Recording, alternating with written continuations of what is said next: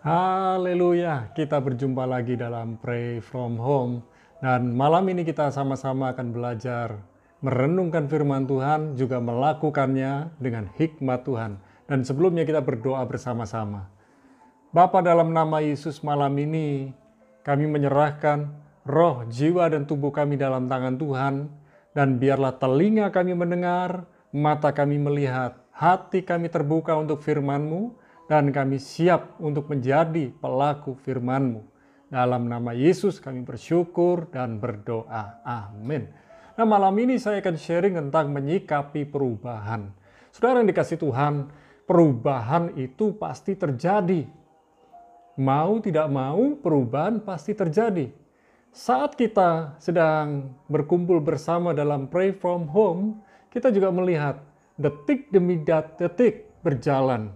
Menit demi menit berjalan, bahkan jam demi jam, kemudian hari demi hari, minggu demi minggu, bulan demi bulan, bahkan tahun demi tahun, terus berjalan. Kita tidak bisa kembali ke belakang, yang bisa kita lakukan adalah mempersiapkan masa kini dan masa mendatang. Oleh sebab itu, bersiaplah, perubahan dinanti atau tidak dinanti, pasti akan terjadi. Oleh sebab itu kita perlu punya sikap yang benar. Dan saudara yang dikasih Tuhan, ada satu ayat yang sangat penting yang bisa kita baca dan dengar dengan telinga kita masing-masing dari Amsal 16 ayat yang ke-9. Amsal 16 ayat yang ke-9. Dikatakan demikian, hati manusia memikir-mikirkan jalannya, tetapi Tuhanlah yang menentukan arah langkahnya. Sekali lagi, hati manusia memikir-mikirkan jalannya, tetapi Tuhanlah yang menentukan arah langkahnya. Kekasih Tuhan, kita harus bersikap benar menghadapi perubahan yang terjadi. Dan bagaimana kita bisa menyikapi perubahan? Ada dua hal yang sederhana yang bisa kita praktekkan, yang bisa kita renungkan setiap hari. Yang pertama, buatlah perencanaan. Orang yang gagal membuat perencanaan, dia sedang merencanakan kegagalan. Jika kita gagal membuat perencanaan, sebenarnya kita sedang merencanakan kegagalan. Oleh sebab itu, mari kita belajar membuat persiapan demi persiapan setiap hari. Sekalipun persiapan itu nantinya sepertinya tidak berguna, tetapi ketika kita mempersiapkan diri, membuat persiapan, itu artinya kita memang bersiap. Orang yang memiliki persiapan akan berbeda dengan orang yang tidak punya persiapan sama sekali. Jadi yang paling penting sekarang, memiliki persiapan hati, memiliki persiapan pikiran, memiliki persiapan perkataan, memiliki persiapan tindakan. Dan saya percaya, sikap hati akan memengaruhi pikiran, perkataan, dan tindakan. Saudara, kita harus belajar untuk membuat perencanaan setiap hari, membuat catatan-catatan setiap hari. Karena kita bisa membedakan mana yang penting dan mana yang mendesak. Yang mendesak kita dahulukan, yang penting setelahnya. Karena dari yang penting itu pun kita tahu ada yang terpenting. Dan bagaimana di antara yang mendesak, yang paling mendesak itu yang di mana? Kita belajar punya prioritas. Kalau kita tidak membuat catatan persiapan, kita tidak tahu apa yang menjadi prioritas kita, prioritas kehidupan kita. Contoh, terkadang orang tidak bisa membedakan mana Tuhan dulu atau pekerjaan dulu. Mana pekerjaan dulu atau keluarga dulu. Apakah keluarga penting? Apakah pekerjaan penting? Semua sama-sama penting, tetapi mana yang lebih mendesak, mana yang lebih utama, mana yang menjadi prioritas, itulah pilihan-pilihan kehidupan kita. Di dalam kehidupan yang kita jalani, kita punya banyak pilihan, kita punya banyak keputusan, dan kita mulai belajar. Bagian kita adalah membuat perencanaan untuk masa kini dan masa mendatang, masa kini dan masa depan, dan bagian Tuhan menetapkan rencana dan kehendak-Nya.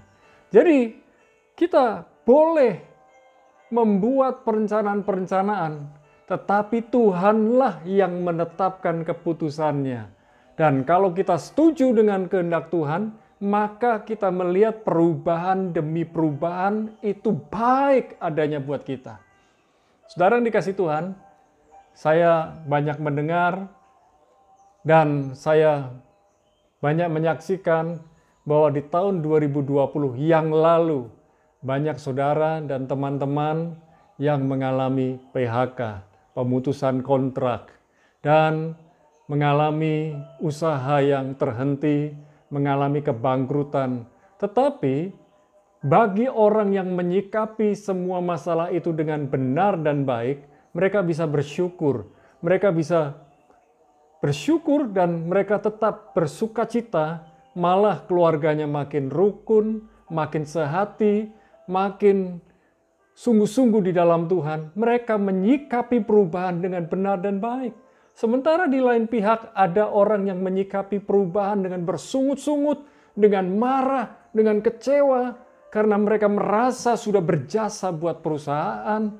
Mengapa perusahaan tidak memperhatikan mereka? Mengapa mereka malah memutus hubungan pekerjaan dengan mereka?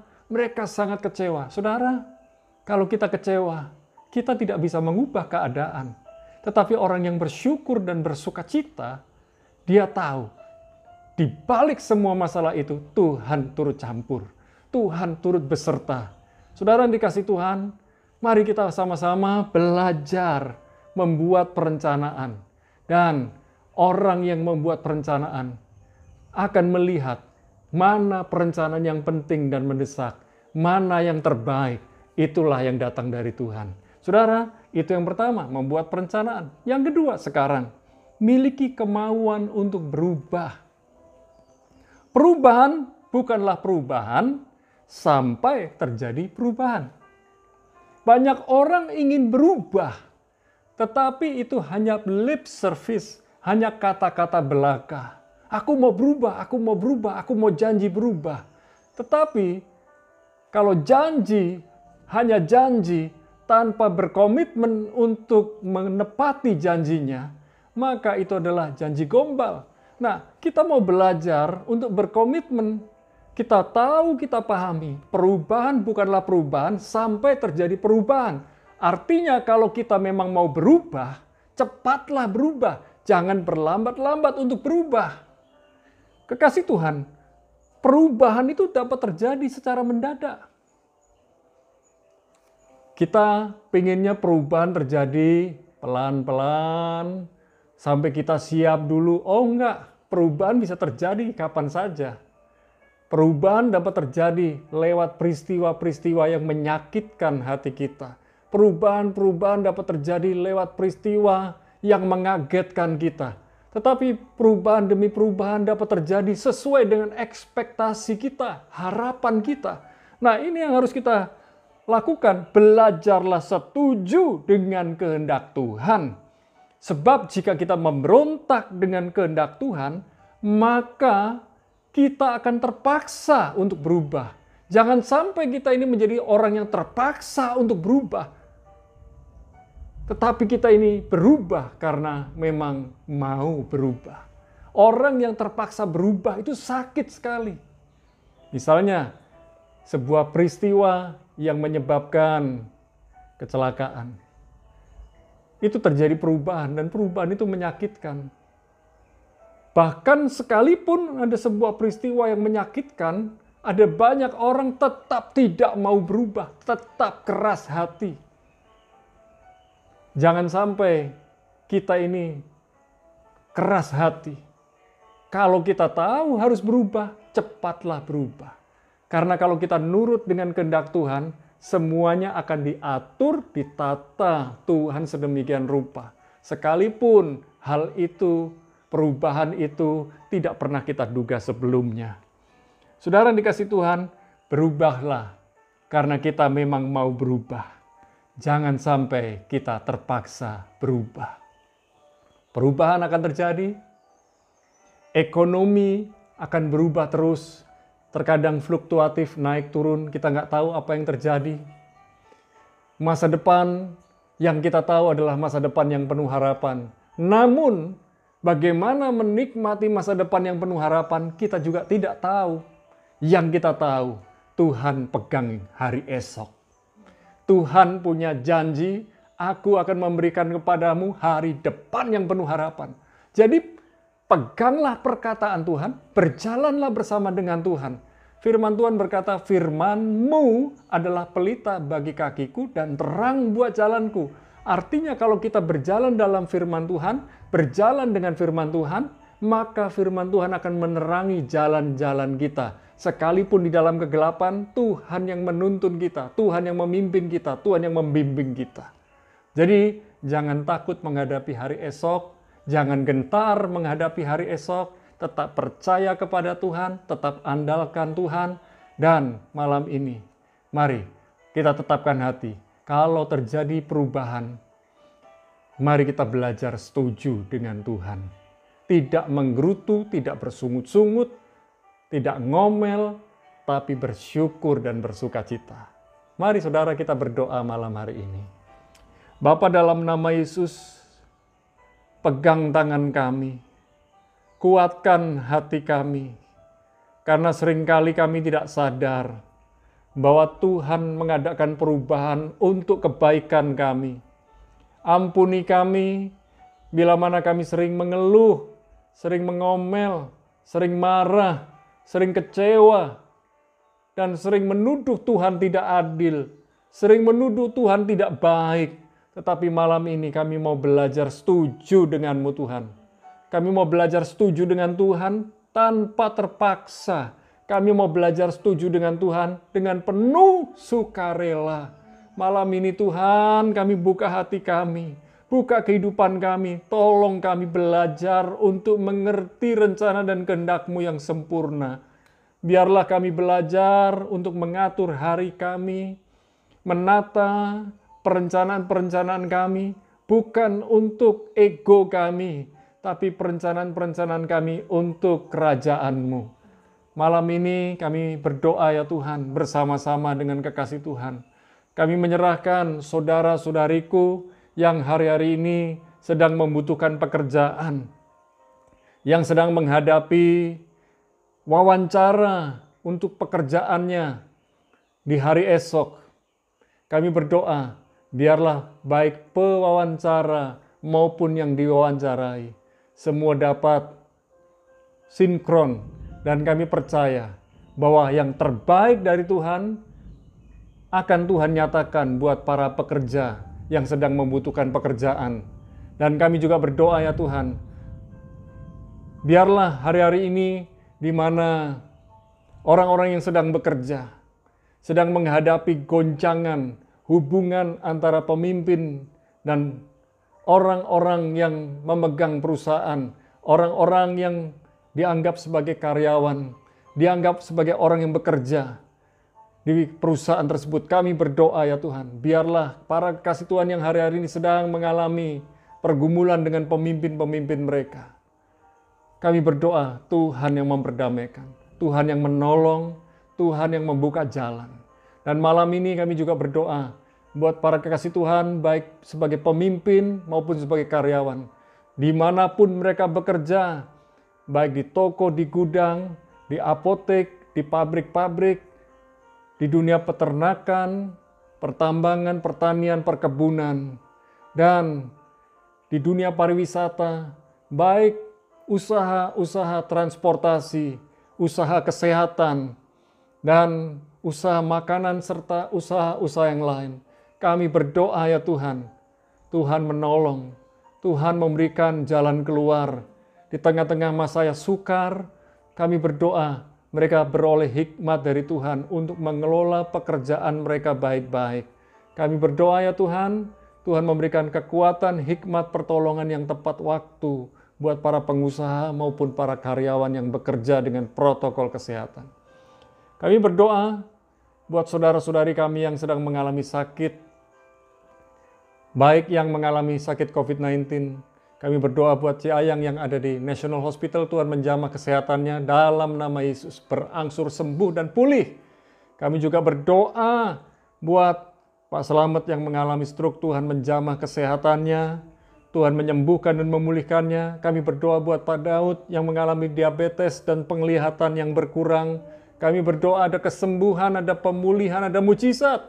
Kami berdoa buat saudara Lukas yang hari-hari ini sedang mengalami pneumonia dan mengalami hati yang goncang. Tuhan menguatkan, menghiburkannya.